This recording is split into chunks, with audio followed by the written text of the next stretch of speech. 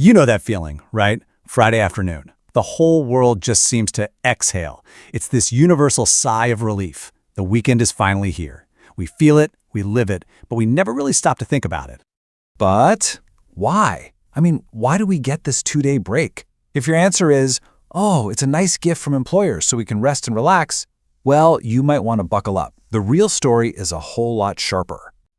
Okay, so let's rewind. Picture the 19th century. Factory owners have a massive recurring problem, a nightmare really, and it's called Monday. See, workers got paid on Saturday, and what did a lot of them do? They went out and drank hard, which meant that come Monday morning, the factory floor was a mess of hangovers, no-shows, and sloppy, dangerous work. So here's the twist. The weekend wasn't a gift. It was a deal. It was a calculated business decision. Factory owners basically said, look, we'll give you Saturday afternoon off, but you have to promise to show up on Monday sober and ready to work. It was a tool, plain and simple, designed to make the workforce more reliable and, of course, more profitable.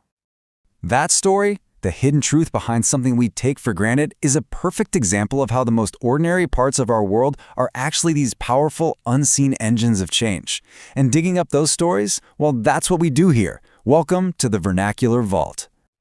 Now, there's a term for this kind of study. It's called material culture.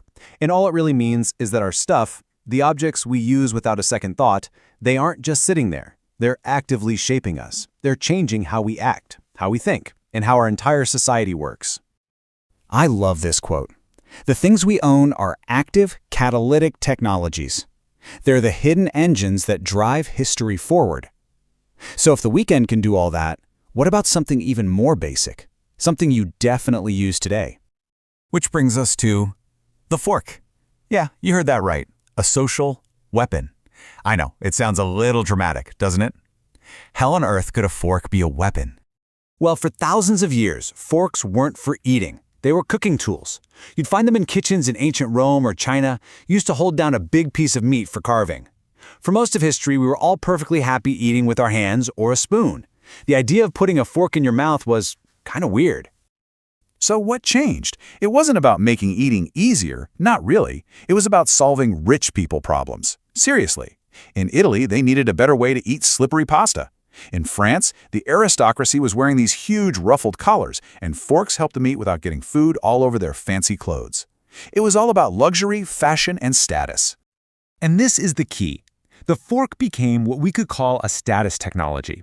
It took this vague, abstract idea, social class, and turned it into something you could see, something you could do.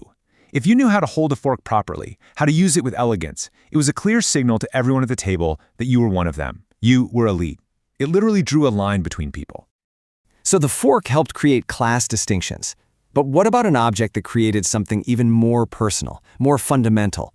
Let's talk about the mirror. Because this simple object didn't just show you your reflection, it helped invent the idea of you. Think about it. Before mirrors, the only way to see yourself was in a murky puddle of water. It was fleeting, distorted. But when clear glass mirrors became available, everything changed. For the first time, humanity could stare at a stable, clear image of itself and ask a terrifying new question. Who is that? The mirror wasn't just about vanity. It was a piece of technology that kick-started the modern idea of the self. And this simple object became a full-blown laboratory for the human mind. Thinkers from Darwin all the way to modern psychologists have used it to debate what consciousness even is. You know the famous mirror test? They'd put a dot on an animal's forehead to see if it recognized itself.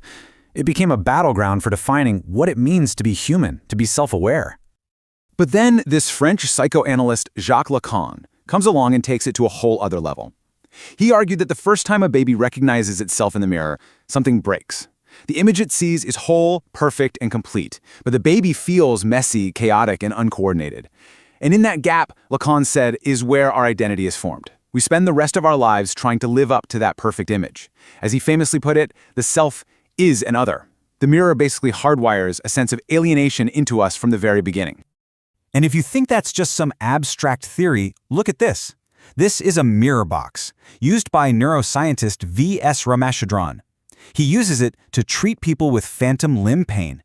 By putting a mirror in the box, he creates the visual illusion that the missing limb is still there. That simple visual trick is powerful enough to fool the brain and relieve years of horrible pain. That's how deeply a reflection can rewrite our sense of self. Look, if this kind of stuff fascinates you as much as it does us, these deep stories hidden in plain sight, then do us a favor. Subscribe to the Vernacular Vault and ring that bell. It's the best way to make sure you don't miss our next dive down the rabbit hole. All right, so these are great stories from the past, but what does any of this have to do with our lives today? How are these hidden engines still running? Well, let's circle back to where we started, the weekend. Modern data shows its original purpose is alive and well. Turns out the mean psychological benefit of the weekend isn't that it boosts our happiness, it's that it massively reduces our stress, worry, and anger. It's still a pressure release valve, just for the modern knowledge economy. But here's the catch for all of us now. For that pressure valve to actually work, psychologists say you need something called psychological detachment. It's a simple concept. You have to do things that have nothing to do with your job. The second you check that work email on a Sunday, the recovery stops. The whole system starts to fail. So when you put it all together, you see this incredible pattern emerge. Each of these everyday things took a big, abstract idea and made it real, made it tangible. The fork made class visible, the mirror made the self something we could see, and the weekend took the formless pressure of stress and built a container to manage it. Which brings me to one last, big, and maybe uncomfortable question. We've seen how these old technologies reshaped humanity in ways no one saw coming. The fork created class, the mirror created the self. So, what about that device in your pocket? What is your smartphone creating? What version of us is it building? Right now, that we can't even see yet.